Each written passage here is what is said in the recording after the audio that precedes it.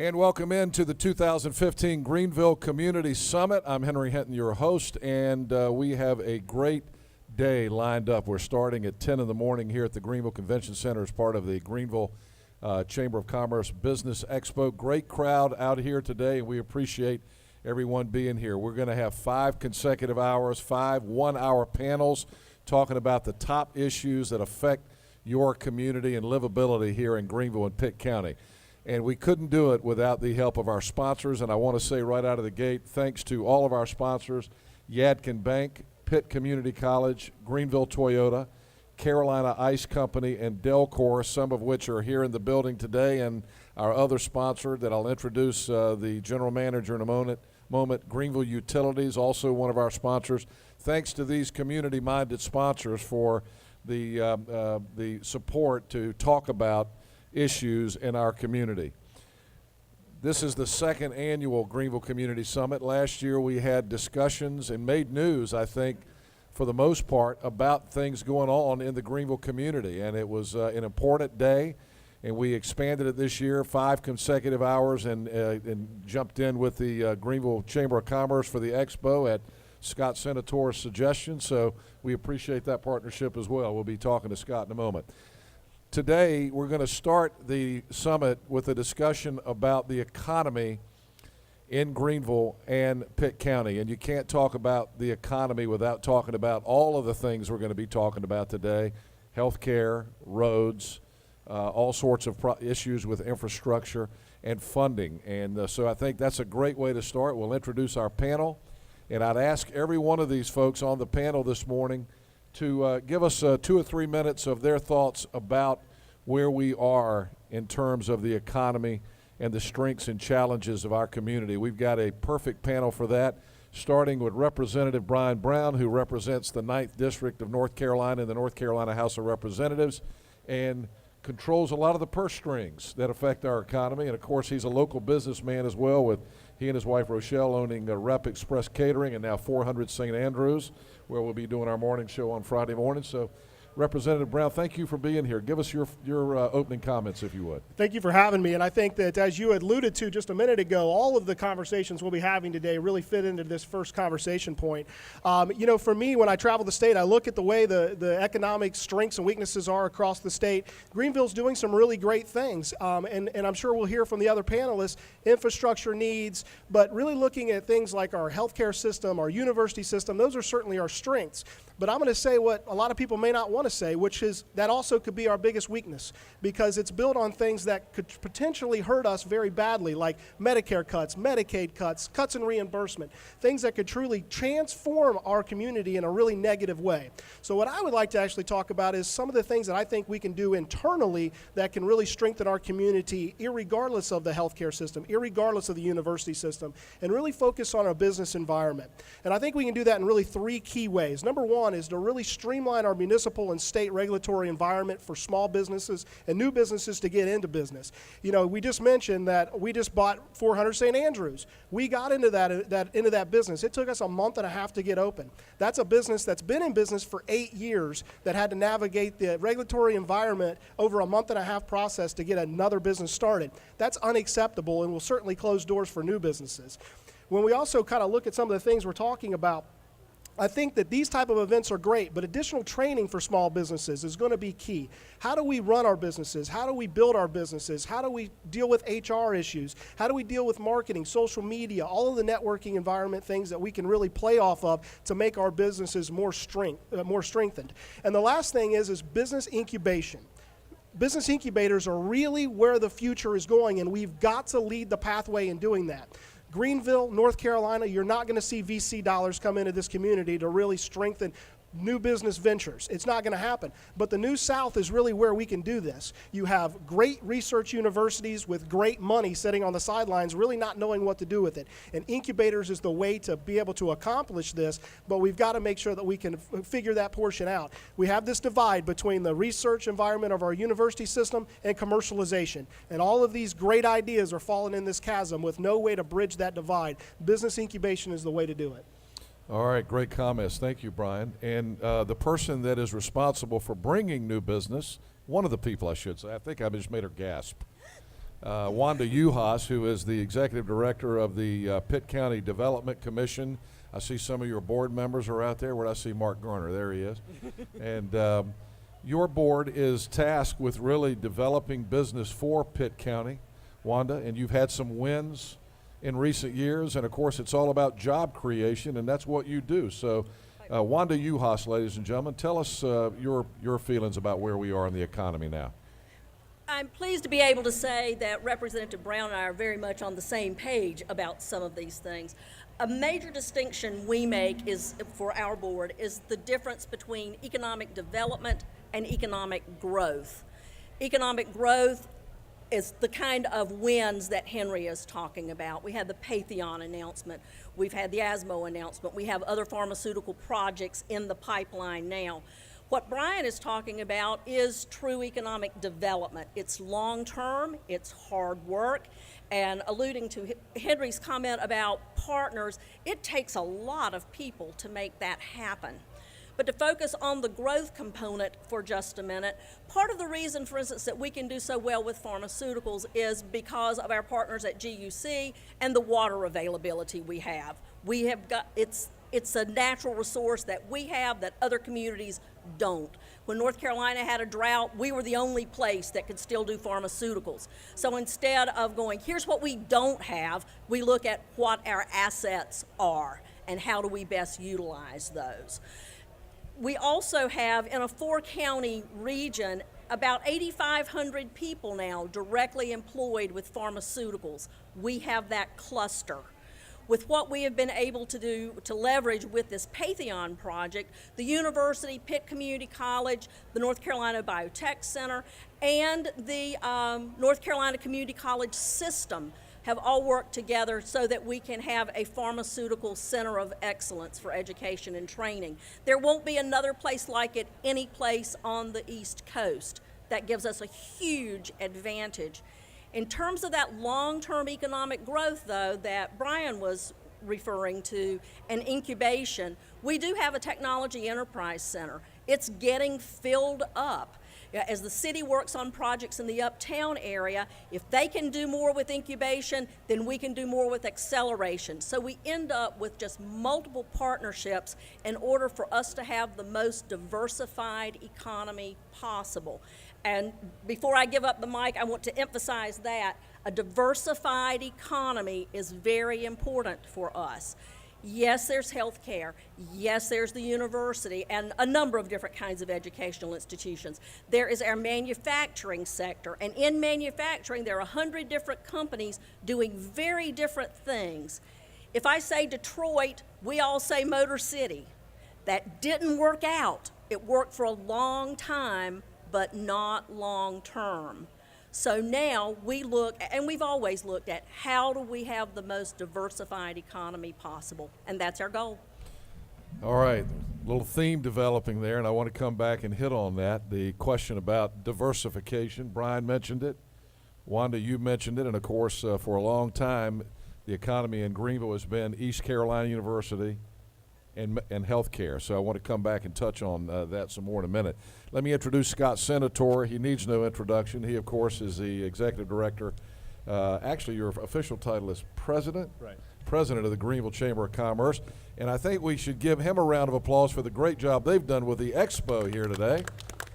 Congratulations to, and should we be thanking Dalen and not you, really? Because Dalen and Lynn. Yeah, they're somewhere around here. You have a great staff, and they've worked really hard, and the expo looks great, and we appreciate you allowing us to be a part of it. And, of course, you can't talk about the economy and the strengths of Greenville without talking about our great Chamber of Commerce, which I say with all sincerity, I think is the best Chamber of Commerce. I know it's the best one I've ever been involved in, and I was vice chair of the one in Chapel Hill a few years ago. But this is an excellent Chamber of Commerce, and we appreciate all that you do. So give us your opening comments. Thank you, Henry. Thanks again for being here. I know I was a part of this panel last year, and after I participated, I thought, well, we need to bring this to the expo. So you made a few sacrifices to get here, so we appreciate that. It's an exciting time to be at the Chamber. It's an exciting time to be in Greenville and Pitt County. I was looking at some of the population numbers. Pitt County is up to 175,000 people, which is about 2% of North Carolina's population. And as you know, the Southeast in general is growing, which means that North Carolina is going to grow. And it's our job as community leaders and partners to make sure that some of those folks end up in Pitt County. And I think we have a lot to offer. And I'm going to echo some of the same things that Representative Brown and Wanda said. For a long time, this community has kind of depended on the higher education industry and the healthcare industry. And 4 or 5 years ago, when we were listening to economists, they told us, public funding for higher education has been decreasing for 15 to 20 years. They're pinching their budgets over there. Same with healthcare, just the nature of the healthcare industry with some of the healthcare reform that's going on. They're learning to do more with less. So our job as a community is to diversify our businesses here. And I think when you have ECU and PCC and the hospital here later on, they'll tell you it's not the best thing in the world to have the university and the hospital as your two economic engines or as your two biggest employers. There's a need to do more with expansions and recruiting business, et cetera. And I think we're going to get into why we feel like businesses can move here, some of the things that we offer, some of the things that we need to work on from learning from other communities, and some of the challenges that we need to address moving forward so that we can make Greenville and Pitt County a more attractive place as the population of the Southeast and the population of North Carolina begins to go up. So excited to be here to talk about it. Thanks for having us. Thank you, Scott. And again, thanks to Tony Cannon and the folks at Greenville Utilities for being one of our sponsors today to bring this summit to the community, to bring these important issues forth. And Tony, of course, is the general manager of Greenville Utilities. And, Tony, we've seen some unbelievable growth in Greenville, but we've had some things working against us. And the new electricity deal that was signed by the governor last week is going to be a real boost, I think, for Eastern North Carolina, not just for Greenville, but New Bern, Wilson, Rocky Mount, all the communities are involved with electricities.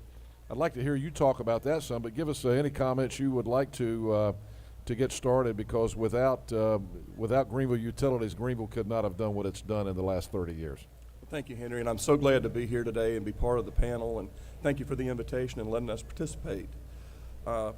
You mentioned the Chamber of Commerce and the work that they do, and it's not only us who believes we have a good chamber. We have the only 5-star accredited chamber in North Carolina, and that's a huge deal. And it came through the hard work of the staff and the folks who volunteer at the chamber to make things like this possible, but to also bring attention to issues like we're talking about today. And it's very important. When I came to Greenville 9 years ago, I moved here from Greer, South Carolina. And when I came 9 years ago, one of the things that really attracted me to the area was the potential that I thought we had for economic development here. We've got some really strong engines already working for economic development in our area here in Greenville and Pitt County. And we have such a potential to move forward. We have a lot of entities here that are involved in economic development, including your utility. Wanda talked about the availability of water, and that's huge. That's big when you're recruiting industry. But it's also the availability of energy and the price of energy. The new deal that you talked about with Electricities, the North Carolina Eastern Municipal Power Agency and Duke, will bring down our wholesale cost of electricity and in turn our retail cost of electricity, and allow us to be a little more aggressive when we go out to recruit high energy users. But that's one piece of the puzzle. And as you go through the day today, you're going to be talking about a lot of factors: roads, you're going to be talking about healthcare, you're going to be talking about the universities. All of those are huge factors when industry is looking to relocate or to locate a facility in an area. So all of that's important. We invest millions and millions of dollars, just as others do in this community. We have about a $150 million 5-year plan. Because we don't have to return money to shareholders, we're able to reinvest here in the community. We believe that it is one of our most critical parts of the mission of Greenville Utilities to reinvest in infrastructure that allows for economic development and job creation. So it's hugely important, and I'm really glad to be part of the panel. Thank you, Tony. Again, thanks for sponsoring the summit today. Again, this is our first hour of the Greenville Community Summit, talking about economic strengths and challenges. And, it strikes me when I was listening to everyone talk, I came to Greenville as a freshman at ECU in 1971. And Greenville, I remember the population of Greenville was 31,000 people. I know some of you probably can't identify with Greenville being that small, but that's what it was. And I remember being on campus and smelling the tobacco coming from the tobacco warehouses. And that was the economy of eastern North Carolina back then, and it was certainly Greenville's economy. A little something called the Brody School of Medicine happened along the way, and since that time, we've become a world-class health community with the dental school, the medical school, the incredible growth of Vidant Health, and the great forethought and planning that has gone into making this a regional healthcare center. But Brian, let me start with you on this. We talked about you talked about the need for diversification. Have we hit the tipping point? Have we got, does Greenville now have too many state jobs? We've seen a recession, and we've seen a situation where the state has started cutting university budgets, cutting Medicaid. Those things are really important to this community. And is that why I'm hearing you and others start to scream about diversification? Yeah, absolutely. And I don't know if we've fully hit the tipping point quite yet, but we're right on the line. We're certainly putting our toe on the tipping point water. We've got to look at how we further develop Greenville in different ways outside of the university and the healthcare system. And, you know, it's not just state budget cuts. It's also the downward pressure that we're feeling from the federal government on things like Medicare and some of the infrastructure dollars that are coming down. I mean, we're continuing to feel downward pressure. And in an environment where you literally build your economy fully on the basis of government jobs, you do have an issue that you're at the control and mercy of not only economic pressures, but political pressures. And that's really not a way to move forward. So we want to make sure that we maintain these things and continue to grow them and strengthen them and do those things, but looking how we can diversify and really strengthen and use the things that we have available to us. Look, we don't have the research dollars that Chapel Hill or NC State has, but our university system is doing some wonderful things in research and development. And, you know, I kind of mentioned it before about a lot of these programs and products and services falling in this gap where they never become commercialized. That's an enormous problem for every institution that does research. I think that we truly could set a stage here in Greenville that could assist us in really trying to figure out how we pull some of these products out of that chasm and put them into commercialized use and really change the economic picture for Pitt County and Greenville and for the whole eastern part of North Carolina. I think that we're poised to do it. We're set up from an infrastructure standpoint. We're set up from a healthcare standpoint. I think we're set up from a quality of life standpoint to really attract some of these folks to come into our community. Now it's about how do we bridge that gap and then market the availability of what we have to offer. I want to remind the audience that we are going to open up, we have a crowd mic, and we are going to open this discussion up, include your comments and questions coming up in just a little while. So if you have comments, stand by for that. Anybody else want to talk about that? Wanda, you got any comments about the issue of losing state jobs? There is a tremendous commitment from our university and our healthcare system, including the Brody School of Medicine, but those partners to work with us in terms of whether it's recruitment, expansion of industry. So there is some recognition from those partners and a desire to work with us that I'm not sure every campus has. I mean, we know that the commercialization issue is one that every campus faces. East Carolina does better in terms of dollar invested to commercialize product than almost anybody else in the system. So their willingness to work with us, Brian Floyd over at Vidant has already reached out to many of us. There is a real willingness on their part to help diversify and strengthen the economy in every way. I don't want to spend too much time on healthcare because we got the whole hour. Next hour, we got the healthcare experts coming in. But either one of you guys got anything to say about this particular subject? Yeah, I had a few things. You know, we're still lucky in the state of North Carolina that the General Assembly still funds higher education at the rate it does. If you look at other states around the country, there's a significant decline in the funding for higher education. And in fact, in some states, they won't fund it 20 or 30 years from now. So the higher education institutions are looking at how to kind of refine their models and looking at ways to gain revenue streams. And it's not an issue of, in some cases, of whether they believe in it or not. The state of North Carolina, I think Representative Brian Brown can speak to this, there's just some revenue issues at the state level. So you're just taking money from one bucket and moving it to another. And it just so happens that higher education doesn't get some of that cut of the money, sometimes depending on the year. So what that means for us is we will see state jobs decrease, yes, but we have to figure out how to use ECU and Pitt Community College in terms of training our workforce and leveraging their assets that they have to make the workforce here one that is attractive to not only the current businesses here, but I think we've done some of those things with. We have a pharmaceutical center of excellence coming soon. I think Wanda can speak to that. But also, we need to forecast out into the future with PCC and ECU and think, what is Greenville and Pitt County going to go after in terms of industry? What target market are we going to go after? And how do we prepare the workforce or start to build some of those curriculums to be attractive to some of those companies that may be moving here, thinking about moving here sometime in the near future? So those talks are happening, which is exciting. ECU and PCC have been more than willing to lend their resources and lend their staff to try to figure this out with us. So hopefully we'll talk about some of that stuff later in some of the other panels. All right. Anything on that, Tony? Yeah, just, one quick thing. Our economy here, as everyone has said, is built around education and healthcare, which makes it increasingly challenging not to have that be the nucleus of what you do as far as economic development. Not just here. Any community that has a large segment of employers in one or two particular industries has a tendency to gravitate towards that when they're recruiting other industries. So it's a concentrated effort, and we are extremely fortunate, as Scott said, that Pitt Community College, East Carolina, and the hospital are all on board with helping us figure out how to diversify and become more stable long-term. While you got the mic, again, Tony Cannon from Greenville Utilities, you mentioned that you came here from Greer, South Carolina. Yes, I did. And when you say Greer, South Carolina, everybody thinks of BMW. Yes, they do. And of course, BMW was searching for a domestic home 20 years ago. 1992. And this community was part of the search. Greenville, North Carolina, and the Global Transpark made a proposal to BMW, and we didn't get there because the state of South Carolina threw out such an incredible incentive package, which, Brian, we can talk about what the latest on that is.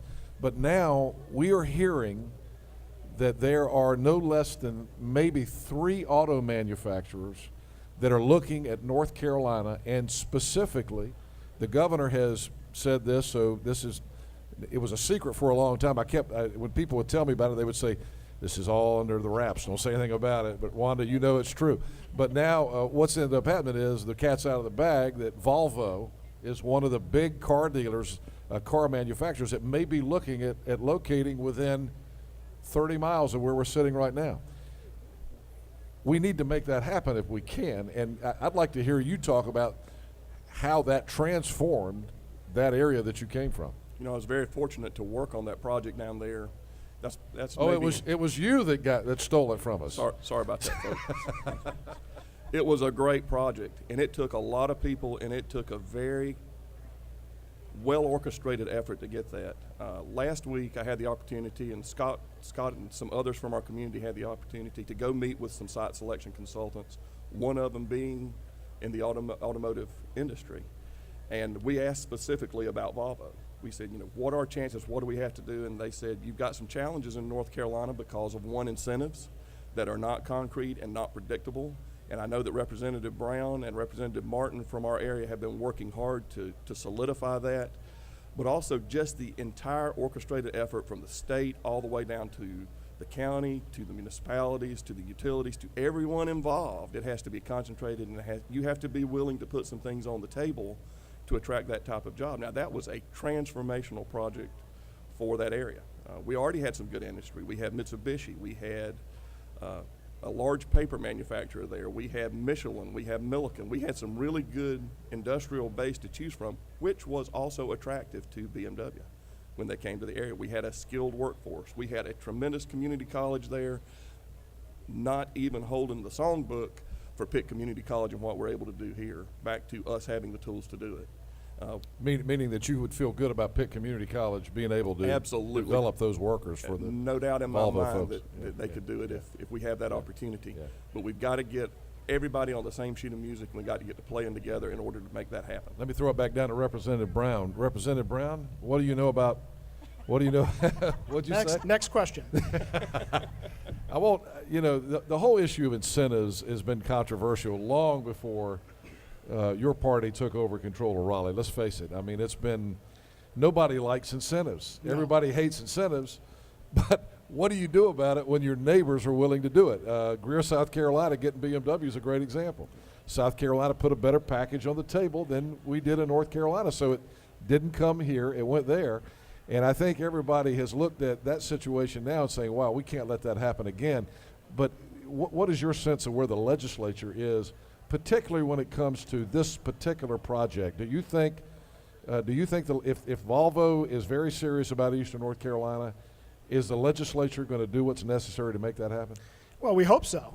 And, to your point, nobody likes incentives, but the reality is that's the environment that we live in today, and that's how we have to be economically competitive with other states. So the question is how do you overcome that philosophical difference you have between incentives or not incentives and create an environment that works well to ensure that we attract businesses but also protect the taxpayer dollars? And I think that that's really that fine divide that we're trying to play in and make sure that we can create a package that makes sense for everybody, the businesses and the taxpayers.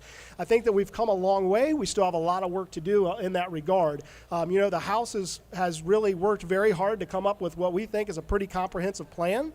The Senate seems to have their own plan. We'll continue to try to hash that out. In terms of this particular project, obviously it needs to be known as well that the Greensboro area and things, they're also trying to entice this particular auto manufacturer to come to their super site as well. So we have challenges as it pertains to this auto manufacturer, not just from an incentive side, but from just the pure infrastructure, ready workforce, and everything else that comes along with enticing a manufacturer of this size and scope to our region. I feel strongly that the state of North Carolina, led by Governor Pat McCrory, is certainly 100% invested in making sure that we land this deal and that we bring it within our borders here in the state of North Carolina. Now the fight turns inward to how we try to set it up and how we battle to try to entice them to particularly come here to Eastern North Carolina, because for us, you want to talk about a game changer, folks. This would be an absolute game changer. And it's not just because of the manufacturer. It's the ancillary businesses that would spring up to support the functionality of this manufacturer and the folks that would look at locating right here in Greenville, for example, to be a part of this. So we're real excited about what the possibilities are, and I feel very hopeful that we'll get there. Wanda, you're on the other end of the incentives issue. You're always begging for them, right? That's because right. I know that it's really important in what you do to be able to talk to companies about what we can offer to entice them to come to Pitt County. And you've had some success with that. Yes, we have, though not in the particular environment that we are in right now. We are in such an unknown kind of situation. We can't say to a company, we know we will have JDIG or NC Grow, I think is the name that we are using. To pick up on Tony's comment, though, about collaboration, and Brian is alluding to a neighboring county that actually has the mega site, I think we have to see our collaboration not only in our own community, but what can we do as Pitt County to support that mega site the next county over. My goal is to serve Pitt County, obviously, but that game changer in another location, if we have major automotive here in addition to major pharmaceutical, then all of a sudden Eastern North Carolina starts to look very different. And we have not talked about how we collaborate across a county line in that way. We got to get a break in, but we're talking about working together regionally. And, Senator Harry Brown was just in town last week and talking to us about some of the issues that Brian's talking about. And he made a good comment. He said, Eastern North Carolina as a whole, we're not in Pitt County losing population, but Eastern North Carolina as a whole, some of the counties, I know Lenoir County lost population, Jones, Greene, some of the surrounding counties, most of the surrounding counties, everybody but us, losing population. Well, you know what that means? It means you're losing representation in the General Assembly, which means you're losing clout in our region. So we have to work together. We mean, we don't have the I-85 success crescent that I call it from Raleigh to Charlotte, and I, a lot of times I feel like legislators in those areas of the state have no clue what goes on over here because they're living in maybe the best area in terms of economic development in the country right now. So, all right, let's get a quick break in. We are going to come back and include your comments If you're here in the convention center with us, we'd love to hear your questions and comments. We're talking about the economic strengths and economic challenges of the Greenville and Pitt County community. We will take a short commercial break, and we'll come back and include some of your comments and questions. Be right back.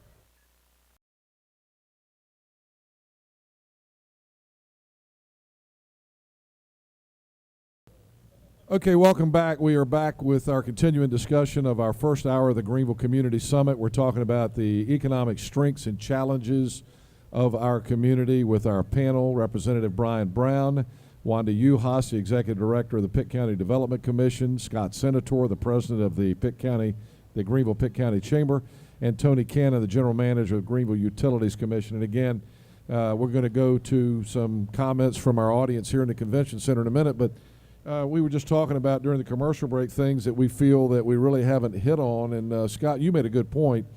We need to start pushing this idea that Greenville is an urban center.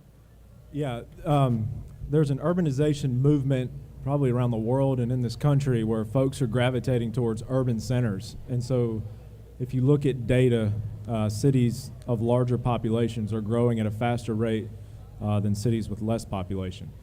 So the challenge for us, what happens when you're thought of as an urban center is what Henry talked about before the break. You get more resources, a whole lot more resources. So for us, we think as Greenville and Pitt County as an urban center of North Carolina.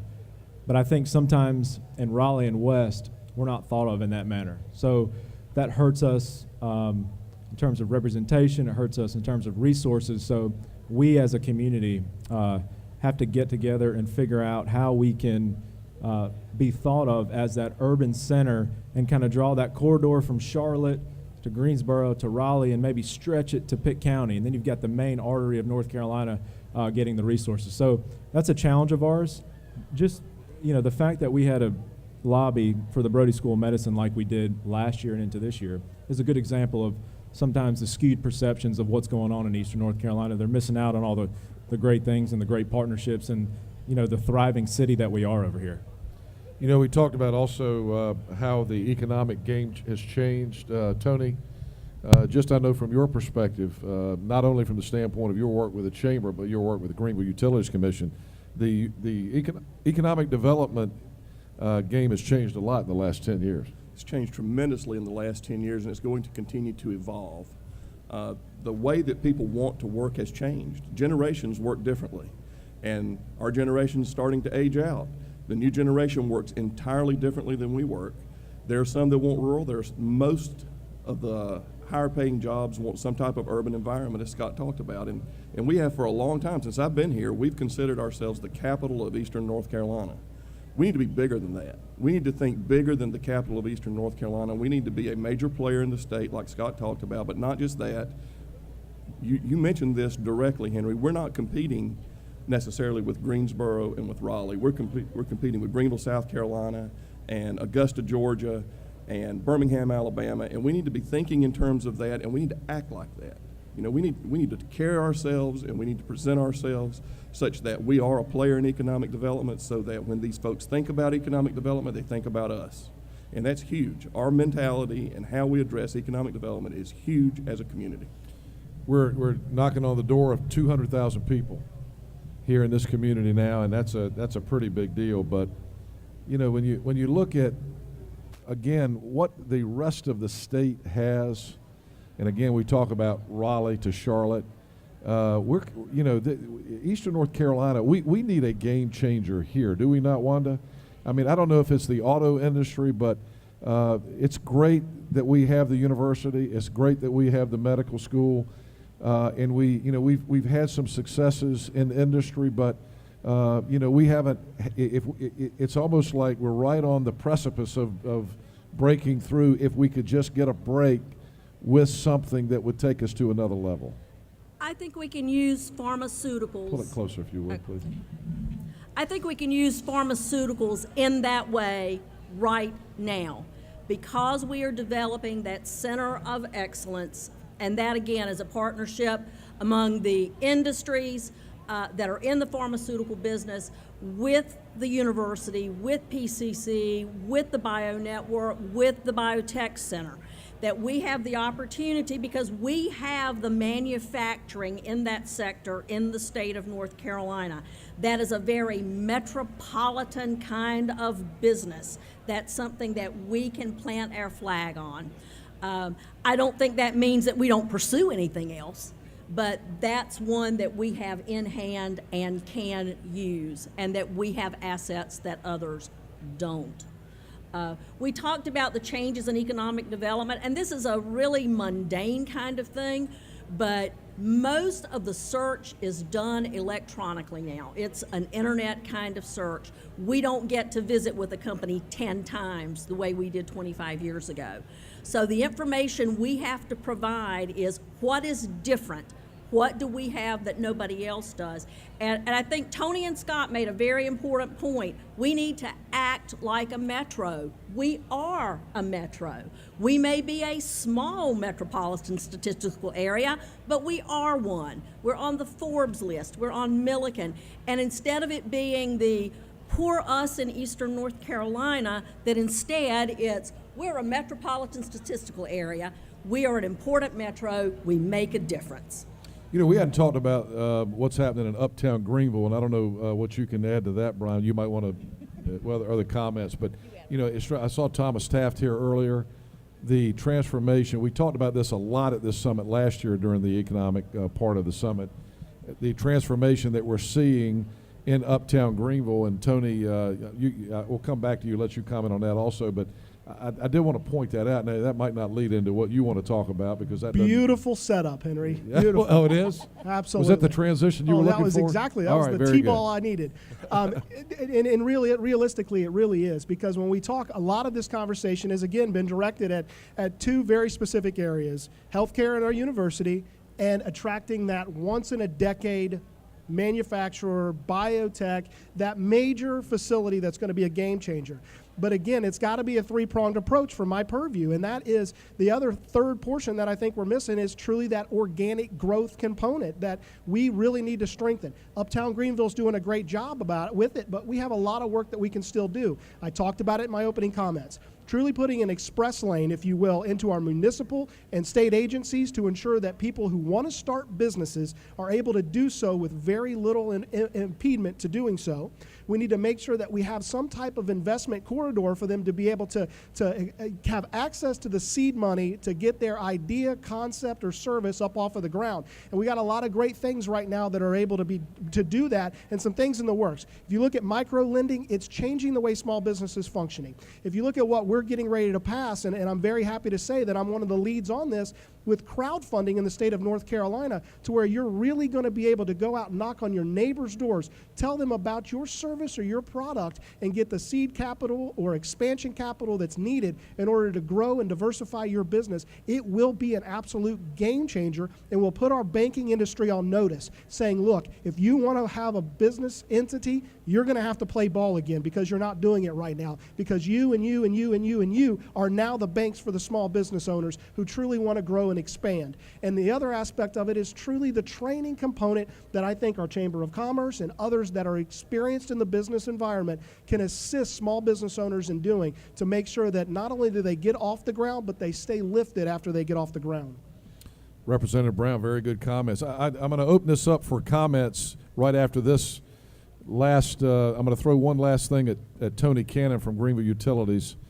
And that is, you brought something in that was very interesting this morning, which is Area Development Magazine's survey of site selection. What companies are looking for when they go to a community? What is it they're looking for in that community if they're going to move their business there, Tony? What does this thing reveal to us? Well, it's hugely important for us to know what folks are looking for, so that we can do exactly what Wanda said, and that's provide the information to make the short list. And what they're looking for is something that is published regularly. This was perfect timing. This came out last week, and it almost looks like the agenda for your forum today when you look at the top things that companies are looking for when they select a site. But first is highway accessibility.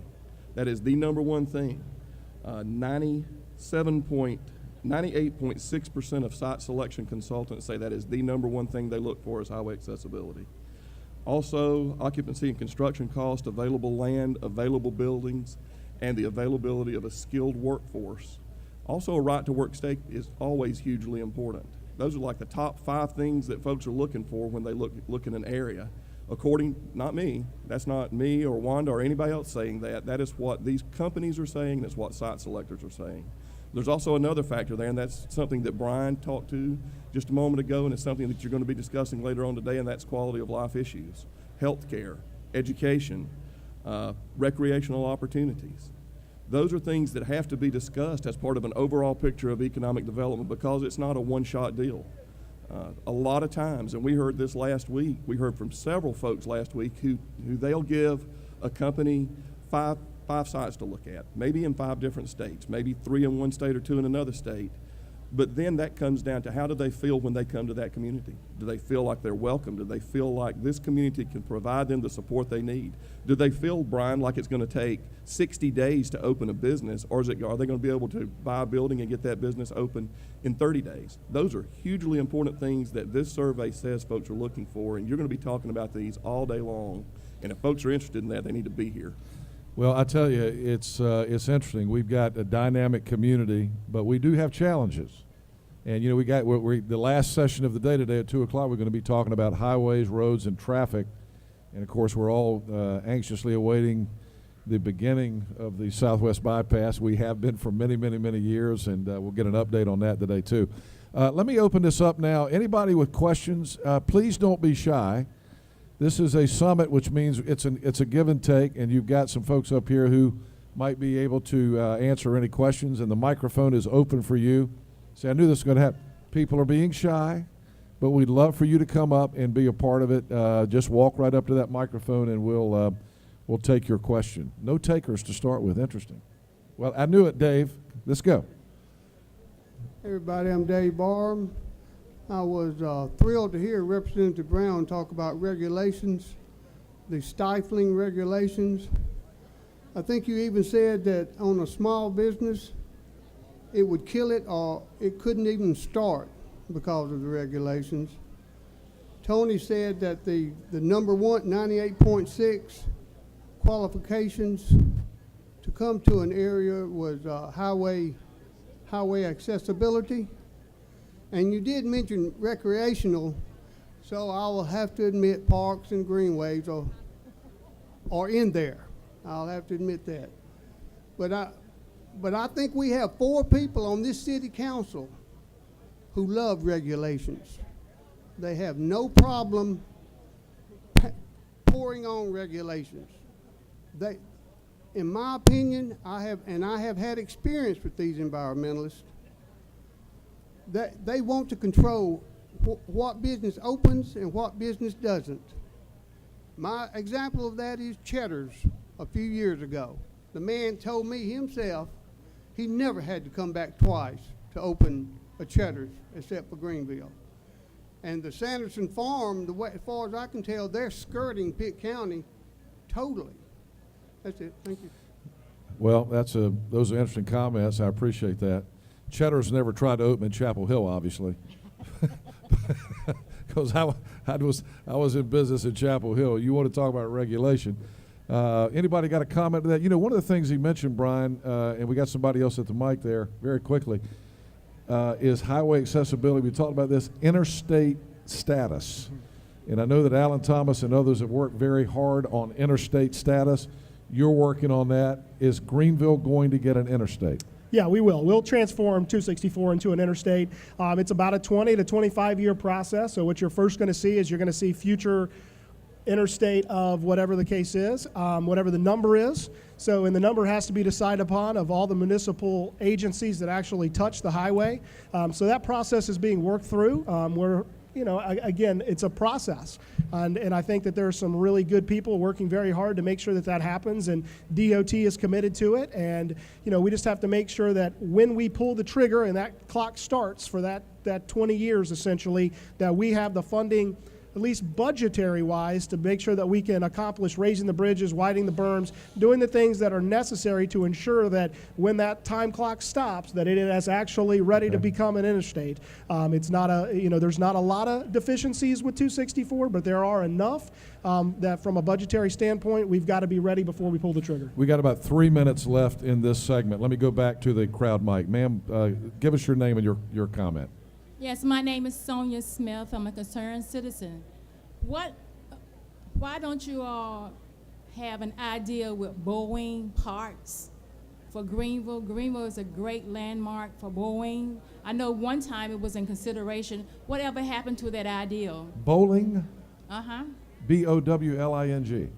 B-O-E-I-N-G. Oh, Boeing. Oh, Boeing. the Boeing air. Airplane parts. Right. Whatever happened to that ideal? Well, that was, we were in competition with a lot of other folks. I believe it went to Seattle, did it not? And there was also one in South Carolina. Yeah. And what happened there was they opened up the checkbook and they provided incentives, big incentives. They bought those businesses to go to those particular areas. They also had some tremendous infrastructure in both Seattle and in Charleston, with closed military bases and ports readily accessible. So there were some things that really gave us a disadvantage as we were working at that. Again, So it's in all. the near future, are you all planning to increase the minimum wages here in the state of North Carolina? That is not a subject really for this panel, but that's a good question, but it's not a subject for this panel, I don't think. It's supposed to go up in the nations, this country, this year.